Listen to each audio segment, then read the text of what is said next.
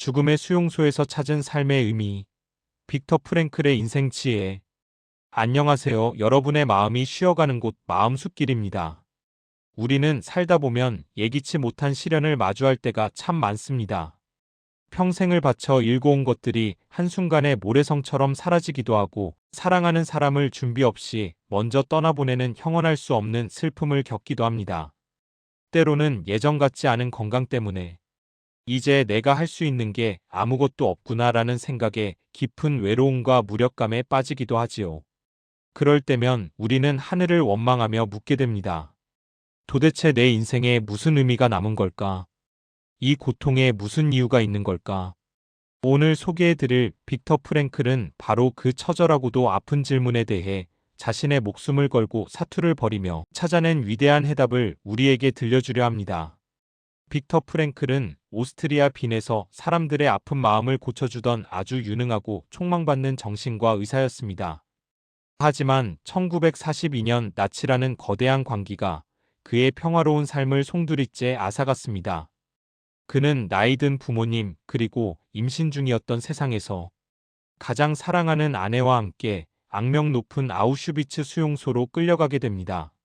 수용소에 도착하자마자 그는 인간이 아닌 하나의 번호로 전락했습니다.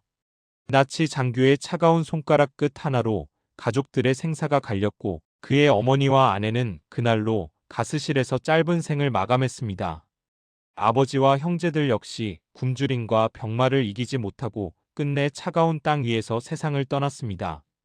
한순간에 모든 사랑하는 이들을 잃고 낯선 땅에 홀로 남겨진 그 처참한 심정을 우리가 감히 상상이나 할 수 있을까요? 수용소의 하루하루는 인간이 아닌 짐승보다 못한 처절한 삶이었습니다.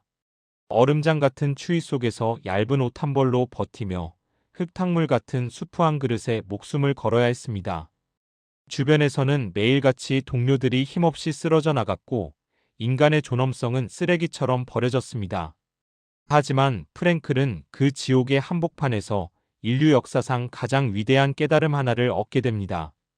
그것은 바로 나치가 나의 옷과 이름, 가족과 건강은 빼앗을 수 있어도 이 지옥 같은 상황을 어떤 마음가짐으로 받아들일 것인가를 결정하는 내 마음의 자유만은 절대로 빼앗지 못한다는 사실이었습니다. 프랭클은 훗날 자신의 저서에서 이렇게 기록했습니다. 인간에게서 모든 것을 빼앗아갈 수 있어도 단 한 가지, 주어진 환경에서 자신의 태도를 결정할 마지막 자유만은 그 누구도 앗아갈 수 없다.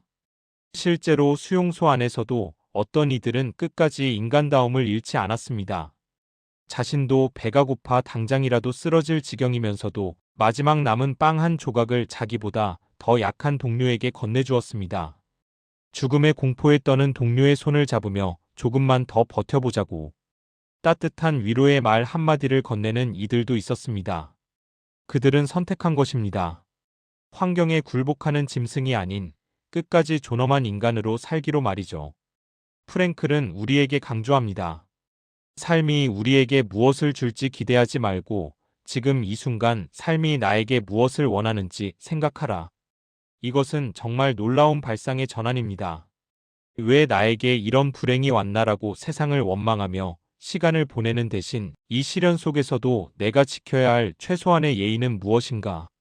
내가 할 수 있는 작은 일은 무엇인가를 고민하기 시작할 때 비로소 삶의 주도권은 다시 우리에게 돌아옵니다. 그는 이 깨달음을 바탕으로 의미치료, 즉 로고테라피라고 불리는 정신의학의 새로운 길을 열었습니다. 우리가 삶의 의미를 찾는 방법은 사실 대단하고 거창한 것이 아닙니다. 첫째는 내가 하는 일을 통해 의미를 만드는 것입니다. 정성껏 끓인 국 한 그릇으로 가족을 대접하거나 작은 베란다, 화분을 정성껏 가꾸는 그 정직한 손길 속에 위대한 의미가 있습니다.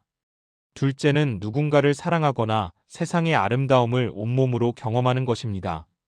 손주의 맑은 웃음소리에 귀 기울이거나 해 진력, 노을의 장엄함에 가만히 감동하는 그 찰나의 순간이 우리를 다시 살게 합니다. 마지막으로 가장 중요하면서도 우리 시니어 세대에게 꼭 필요한 것은 피할 수 없는 고통을 대하는 우리의 자세입니다. 나이가 들면 몸은 예전 같지 않고 여기저기 아픈 곳만 늘어납니다. 하지만 그 통증 속에서도 그래도 오늘 내가 내 힘으로 숨쉬고 창밖을 볼 수 있어 다행이다라고 고마움을 찾는 마음. 그것이 바로 고통을 숭고한 의미로 승화시키는 가장 위대한 선택입니다. 프랭클은 수용소의 차가운 바닥에 누워 언젠가 전쟁이 끝나면 따뜻한 강의실에서 많은 사람에게 이 지혜를 전할 자신의 모습을 매일같이 상상했습니다. 그 미래의 의미가 그를 죽음의 문턱에서 매일같이 살려낸 원동력이었습니다. 여러분, 우리 역시 저마다에 보이지 않는 수용소를 지나고 있을지 모릅니다. 하지만 꼭 기억하십시오. 당신이 지금까지 견뎌온 그 모진 세월과 지금 이 순간을 버티고 있는 그 강인한 인내심은 그 자체로 이미 우주에서 가장 위대한 성취입니다.